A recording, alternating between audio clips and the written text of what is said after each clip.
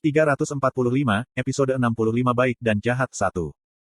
Penjaga Mandala adalah rasi bintang yang misterius. Tidak seperti rasi bintang lainnya, ia jarang muncul di saluran. Bahkan jika dia masuk, dia jarang mengirim pesan. Dia memilih inkarnasi dan memberikan atribut, reinkarnasi, keinkarnasi. Nirvana di depan saya adalah salah satu dari reinkarnator itu. Kamu tidak tahu seberapa buruk reinkarnasi itu. Tidak perlu lagi reinkarnator. Itu bukan masalah bagimu untuk memutuskan. Pada saat yang sama, saya melirik Yosanga. Dia belum memahami situasinya dan matanya kosong. Mungkin dia memeriksa konteks percakapan di kepalanya. Kurung buka. Bukankah wanita ini sudah memiliki sponsor? Tidak lagi. Saya meminta Dionysus untuk memutuskan koneksi selama Gigantomachia. Petik 2. Apakah Olympus yang pasif? Bagaimana Anda membayar probabilitas sangat besar?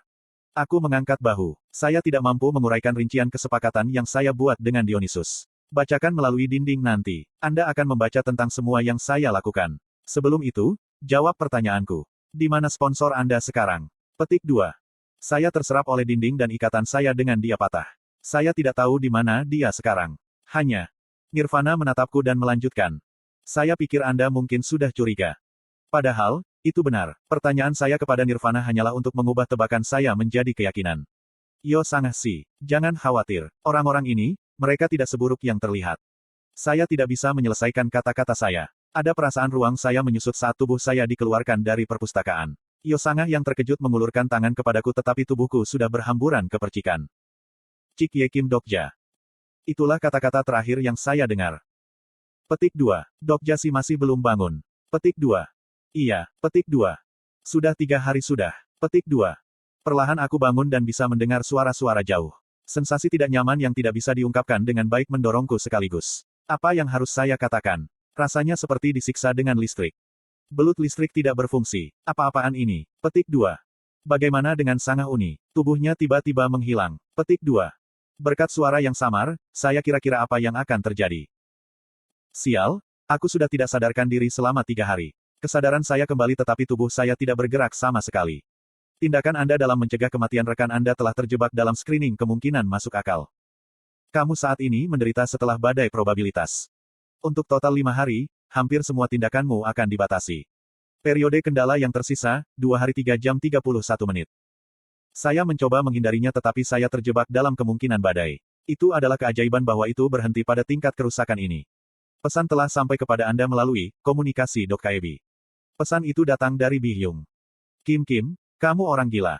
Apakah Anda ingin dimakan oleh jarak tak terlukiskan lagi? Jika saya tidak menginjak rem terlebih dahulu, bencana akan datang ke bumi. Kamu terus beruntung. Apakah kamu tidak tahu apa probabilitas itu? Pesan dari Bi Hyung berlanjut selama beberapa waktu. Untuk mencapai akhir skenario, perlu mengakumulasikan probabilitas dengan baik dan tidak dibenci oleh Starstream. Sejak kapan orang ini memiliki kepribadian yang mengganggu? Tetap bagaimanapun, saya membiarkannya berlalu kali ini tapi hati-hati lain kali. Keinginan Starstream memberi perhatian besar pada insiden ini. Saya tidak tahu bahwa dengan paksa mematahkan beberapa dinding keempat dan mengirim Yosanga masuk akan membawa reaksi seperti itu. Akan absurd dari sudut pandang rasi bintang. Mungkin merasa aktor di atas panggung telah menghilang. Tembok keempat saat ini sedang memperbaiki dirinya sendiri. Banyak rasi bintang yang mempertanyakan kemungkinan tindakanmu. Banyak rasi bintang sedih karena mereka tidak bisa mengintip identitasmu. Beberapa rasi memperhatikan bahwa Anda memiliki sebuah fragmen dari tembok terakhir. Tembok keempat merespon dengan cepat dan kerusakan diminimalkan. Kakiku mungkin diikat selama beberapa hari tapi aku menyelamatkan ibuku dan Yosanga, jadi itu harga yang murah. Tentu saja, dalam kasus Yosanga, itu adalah tindakan sementara dan saya tidak bisa membiarkannya sendirian. Untuk menghidupkan kembali Yosanga, saya harus bertemu dengan rasi bintang yang merupakan Raja Reinkarnator dan reinkarnasi pertama. Itu sedikit lebih awal tetapi itu tidak terlalu dini. Dari musim semi setan dunia ke obor yang menelan mitos. Saya telah mencapai bagian awal dan sukses dari A Single Story.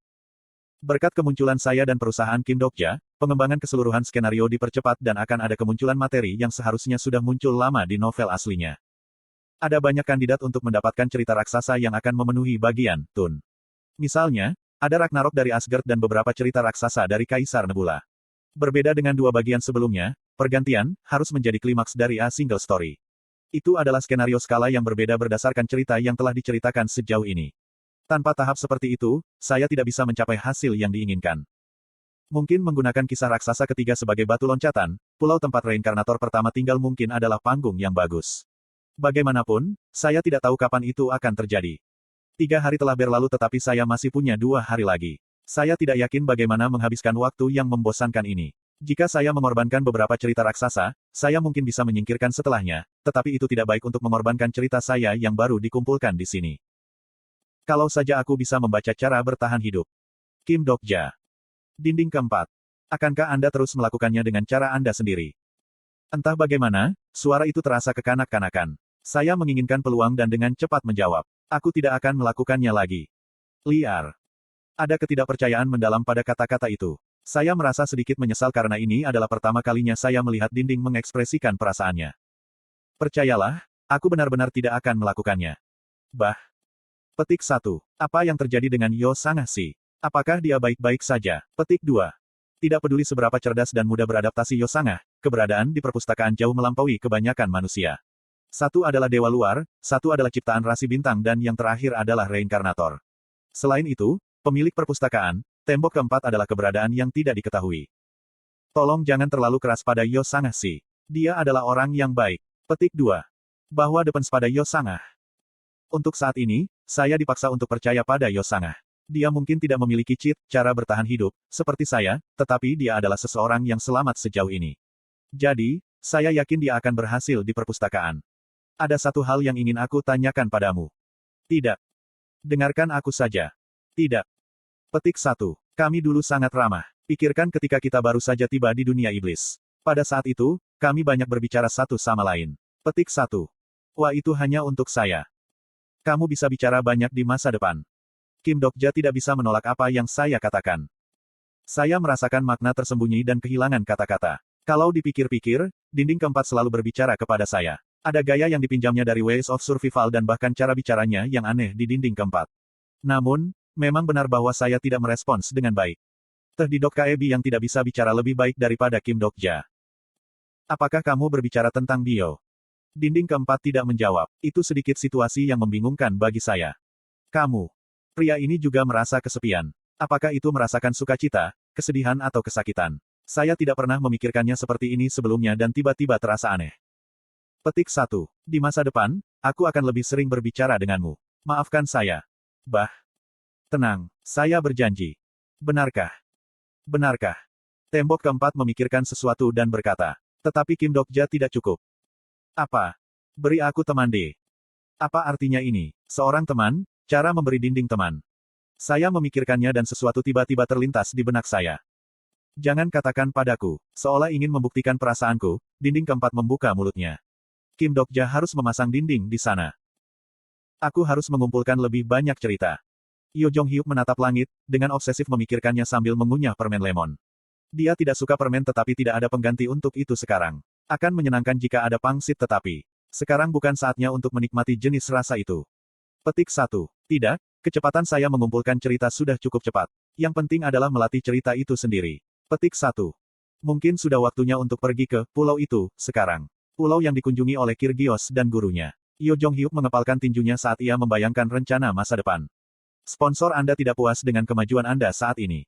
Tiba-tiba dia merasakan tatapan sponsornya. Baru-baru ini, sponsornya lebih sering mengungkapkan perasaan.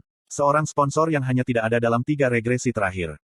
Tanya Yo Jong-hyuk dengan cemberut. Ada apa untuk mengeluh? Sponsor Anda ingin Anda mengambil tindakan proaktif.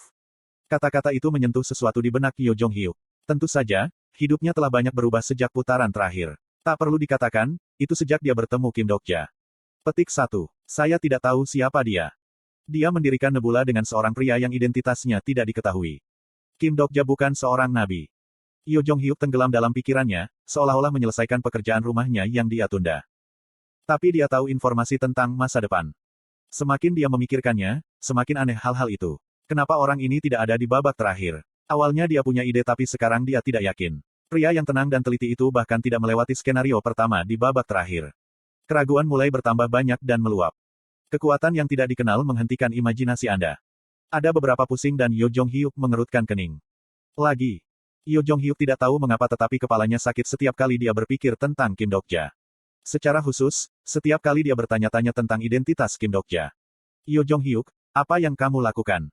Dia melihat ke belakang dan melihat Han Suyong dengan permen lemon di mulutnya.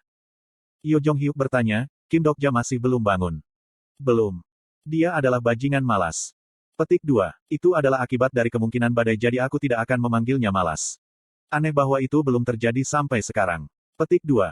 Kedua orang itu berdiri di sana dengan santai dan menatap langit kompleks industri. Angin sepoi-sepoi bertiup melewati kerah mereka. Itu damai tapi bukan kedamaian yang akan bertahan lama. Satu orang pingsan dan hidup atau mati orang lain tidak diketahui. Namun, kali ini tidak biasa untuk kompleks industri. Yo Jong-hyuk melihat Han Suyong menatap ke kejauhan dengan mata setengah berkerudung. Dia tiba-tiba ingin bertanya sesuatu. Apakah orang ini tahu apa yang membuatku penasaran? Sama seperti Kim Dok-ja, dia tampil sebagai variabel di babak ini. Setiap kali Yo Jong-hyuk melihatnya melakukan pembicaraan yang tidak diketahui dengan Kim Dok-ja, ia merasakan bahwa wanita ini dan Kim Dok-ja. Pada saat ini, sensasi menakutkan menyapu punggungnya. Yo Jong-hyuk. Pada saat yang hampir bersamaan Han Suyong berbicara, Yo Jong-hyuk mengeluarkan pedang setan hitam. Han Suyong sedang membuka perban di tangannya. Di langit yang jauh, sesuatu terbang di sini dengan langkah cepat. Itu adalah kehadiran tamu tak diundang. Kehadiran meninggalkan cahaya gelap di langit saat perlahan-lahan tenggelam ke tanah. Kekuatan sihir mengalir dari tangan kanan Yo Jong-hyuk yang tegang. Asmodes, apa yang sedang terjadi? Raja Iblis Asmodes tertawa. Aku datang untuk menemui Raja Iblis Keselamatan. Di mana dia? Kenapa kamu mencarinya? Aku punya banyak hal untuk dikatakan sebagai Seeker of the End. Petik 2. Pencari akhir. Bicaralah padaku dan tersesat. Petik 2. Ah, sangat menyebalkan.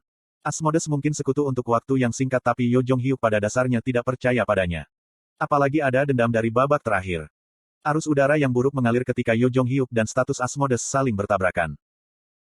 Saya tidak berpikir Anda akan sekuat ini. Mata Asmodes melebar ketika Yo Jong-hyuk tidak bergerak sedikit pun. Kebencian yang jelas terbentang di bawah ekspresi Asmodes yang lucu. Regulator Yo Jong-hyuk. Asmodes memberikan senyuman seperti iblis saat dia mendekati Yo Jong-hyuk. Bibir merah yang dicat dari Raja Iblis terbuka seolah melakukan tabu. Pernahkah Anda mendengar tentang 3 cara bertahan di dunia yang hancur? TL, Rainbow Turtle.